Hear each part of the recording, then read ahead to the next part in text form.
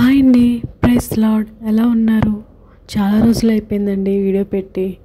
అందుకని చెప్పేసి కాడ నుంచి రెగ్యులర్గా పెట్టాలని చెప్పేసి ప్రతిరోజు వీడియోస్ పెడతానండి, ఓన్లీ సండే తప్ప. ఖచ్చితంగా ఇంట్రెస్ట్ ఉన్న వాళ్ళు ఖచ్చితంగా చూడండి. ఒక క్రిస్టియన్గా ఎలాంటి లైఫ్ లీడ్ చేస్తుందో అనేది నేను చెప్పాలనుకుంటున్నాను. ప్రతిరోజు నేను ఏం చేస్తాను ప్రతిరోజు అనేది కూడా మీతో షేర్ చేసుకుంటానండి. ప్రతిరోజు ఖచ్చితంగా చూడండి. ఎవరైనా ఇంట్రెస్ట్గా ఉంటే సబ్స్క్రైబ్ చేసుకుని ఫాలో చేయండి.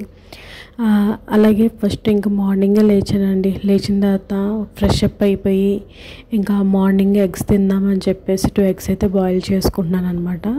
మనకి ఉప్పు వేస్తే పీల్ అనేది మంచిగా వస్తుంది. దాని తర్వాత ఇంకా గిన్నెలన్నీ ఎక్కడైనా సర్దేసుకున్నాను. ఇంకా గిన్నెలు చాలా ఉండిపోయినాయండి. సండే నేను కడగలేదనమాట. కొంచెం నీరసంగా ఉందని చెప్పేసి పడుకున్నాను. అందుకని చెప్పేసి అవన్నీ అలా ఉండిపోయినాయి, చాలా వచ్చినాయి. అవన్నీ క్లీన్ చేసుకునేటప్పటికి ఎగ్స్ కూడా ఉడికిపోయినాయండి. ఇంకా పీల్ చేసుకుంటున్నాను. ఇలా పీల్ చేసుకొని ఒక మంచిగా కట్ చేసుకుంటున్నాను. 2 కింద నార్మల్గా తినేయచ్చు. ఎందుకంటే దీంట్లో నేను కొంచెం పెప్పర్ వేసుకుంటాను అనమాట. కొంచెం అంటే ఉప్పు కూడా వేసుకోవచ్చు, కానీ పెప్పర్ ఒకటే వేస్తున్నాను. ఉప్పు కొంచెం అవాయిడ్ చేద్దామని చెప్పేసి ఇంకా తినేస్తున్నాను అనమాట. చాలా హెల్దీ కదండి, మార్నింగ్ ఇలా తింటాము. ఈ మధ్యనే కొంచెం రెగ్యులర్గా తింటున్నాను. ఇంతకుముందు అయితే మార్నింగ్ టిఫిన్ కూడా చేసేదాన్ని కాదు, డైరెక్ట్ లంచ్కి వెళ్ళి చేసేదాన్ని అనమాట. కానీ ఇప్పటి నుంచి రెగ్యులర్గా తినాలని చెప్పేసి అనుకుంటున్నానండి. అయితే ఈరోజు నేను కొంచెం వేడి చేసేసిందండి బాగా. కొంచెం ఎండలు కూడా ఎక్కువైనాయి కదా, అందుకని చెప్పేసి ఈవేళ నేను కర్డ్ రైస్ చేద్దాం అనుకుంటున్నానండి. దానికోసం రైస్ నానబెట్టేసాను, ముందే కడిగేసుకొని దాంట్లో కొంచెం ఉప్పు వేసి కుక్కర్లో విజిల్ పెట్టేసాను అనమాట. 2 విజిల్స్ వచ్చిన తర్వాత ఆఫ్ చేసుకోవచ్చు. ఈ లోపల నేను ప్రేయర్ చేసుకుందామని చెప్పేసి కూర్చున్నాను. హాల్లోకి వచ్చాను. ఫస్ట్ దైవ మర్మాలు చదువుకున్న తర్వాత ఇక్కడ నేను వాక్యం అయితే చదువుకుంటున్నానండి. ఈరోజు నేను మత్తయి 25వ అధ్యాయం అయితే చదువుతున్నాను అనమాట. అయితే దీంట్లో ఏముందంటే ఫస్ట్ అయితే బుద్ధిగల కన్యకల గురించి దీంట్లో రాసి ఉంటుంది. అది దేవుని వాక్యం విన్న వాళ్ళకంటే అర్థమవుతుంది.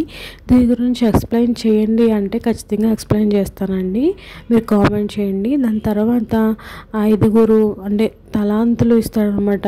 ఒక యజమాని తన పనివాడికి ఒకడికేమో 5 నాణలు ఇస్తాడు, ఇంకో పనివాడికి 2 నాణలు ఇస్తాడు, ఒకడికి 1 నాణం ఇస్తాడని చెప్పేసి ఉంటుంది. దీని గురించి చెప్పాలంటే చాలా టైం అయితే పడుతుందండి. మీరు కావాలి అంటే ఖచ్చితంగా కామెంట్ చేయండి, నేను చెప్తానండి ఈసారి నుంచి. ఇలాగ నేనైతే వాక్యం అయితే కంప్లీట్ చేసుకున్నాను. ఈ కంప్లీట్ అయిన తర్వాత కొంచెం సేపు ప్రేయర్ చేసుకున్నాను. ప్రేయర్ అయిన తర్వాత నా వర్క్ అయితే మళ్ళీ స్టార్ట్ చేశానండి. అంటే టైం అవుతుంది కదా, వంట చేసుకోవాలి కదా, అందుకని చెప్పేసి 2 విజిల్స్ వచ్చిన తర్వాత ప్రేయర్ మధ్యలో నుంచి వచ్చి నేను స్టవ్ అయితే కట్టేశాను. దాని తర్వాత నేను ఇంకా వచ్చేటప్పటికి రైస్ కూడా మంచిగా ఉడికిపోయి మొత్తం స్టీమ్ అంతా బయటకు వచ్చేసింది అనమాట. కొంచెం పైన రైస్ ఎందుకు కొంచెం తీసేద్దాం అనిపించింది, ఎక్కువగా అనిపించింది నాకు. అందుకని చెప్పేసి కొంచెం తీసి పక్కన పెట్టేసి మిగతా రైస్లో కొంచెం వాటర్ వేసుకొని మంచిగా స్మాష్ చేసుకుంటున్నాను.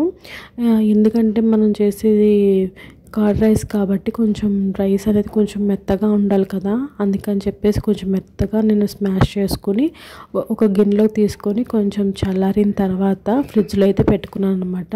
ఫ్రిడ్జ్లోంచి తీసిన తర్వాత మళ్ళీ ఒకసారి కలిపేసుకొని వాటర్ అంతా అడ్జస్ట్ చేసుకొని దాంట్లో కొంచెం నేను పెరుగు అయితే వేసుకున్నాను. అయితే నాకు కొంచెం పెరుగు తక్కువైందండి, మీరు ఇంకా వేసుకుంటే మంచిది. అంటే మనం తీసుకున్న రైస్కి సరిపోయేంత పెరుగు ఉండాలి కాబట్టి నేను కొంచెం తక్కువైంది, అయినా కానీ బాగానే ఉంది.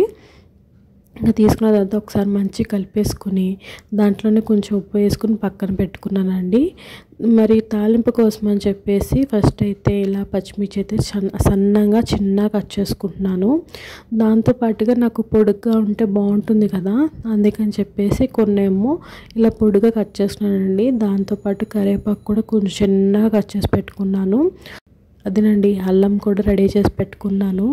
అల్లం చిన్న కట్ చేసుకోవాలండి, తురుము పెట్టుకున్నా పర్వాలేదు, కానీ నా దగ్గర నేను చిన్న కట్ చేసుకున్నాను. ఎందుకంటే నేను ఇలా చేసుకుంటే నాకు నచ్చుతుంది, అందుకని చెప్పేసి అన్నీ రెడీ చేసుకుని పక్కన పెట్టుకున్నాను. ఇప్పుడు కడాయి తీసుకుని తాలింపు కోసం అని చెప్పేసి ఆయిల్ వేసుకొని ఫస్ట్ ఆవాలు చిటపటలాడిన తర్వాత దీంట్లో శనగపప్పు, మినపప్పు అవి కూడా మంచిగా వేగిన తర్వాత నేను ఇందులో జీలకర్ర అయితే వేసుకున్నాను.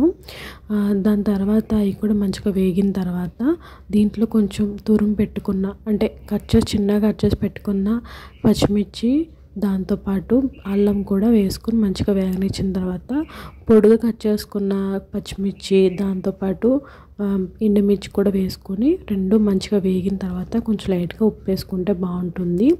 ఉప్పు పచ్చిమిర్చికి పట్టి మంచి టేస్ట్ వస్తుంది అనమాట. ఆ తర్వాత కొంచెం మంచిగా వేగిపోయి అంతా వేగిపోయిన తర్వాత కరివేపాకు కూడా వేసి పసుపు వేసి మంచిగా కలిపేసుకొని పెట్టుకున్నాను. ఇప్పుడు నేను దీన్ని నేను రెడీ చేసి పెట్టుకున్నాను. ఎప్పుడైతే మనం తింటాము అనుకున్న టైంకి ఇలా ఇప్పుడు రైస్లో వేసుకొని పక్కన పెట్టుకోవాలన్నమాట. ముందే రైస్లో వేసుకుంటే అంత బాగుండదు. తినే టైంకి రెడీ చేసుకుని పెట్టుకుంటే మంచిది. తాలింపు అనేది అప్పుడు రైస్లో వేసుకుంటే బాగుంటుంది అనమాట. ఇంకొంచెం రైస్ పక్కన పెట్టాను కదా, ఆ రైస్తో నేను ఎగ్ రైస్ అయితే చేశాను. ఇది కూడా చాలా బాగా వచ్చింది. నేనైతే ఇదైతే చూపించట్లేదు, ఇది నేను షార్ట్ చేసి పెట్టానండి, షార్ట్లో పెట్టాను, ఖచ్చితంగా చూడండి. ఇది కూడా బాగుంటుంది, ఖచ్చితంగా దాన్ని కూడా మీరు చూసి లైక్ చేయండి. అలాగే నేను రోజు డైలీ నేను ప్రేయర్ వాక్యం అనేది పెడతా ఉంటానండి. ఖచ్చితంగా మీకు ఇంట్రెస్ట్ ఉంటే ఖచ్చితంగా చూడండి. నేను 2:30కి పెడతాను. కర్డ్ రైస్ అయితే చాలా బాగుందండి, సింపుల్గా చాలా బాగుంది. ఖచ్చితంగా ట్రై చేయండి. అంతేనండి. Thank you.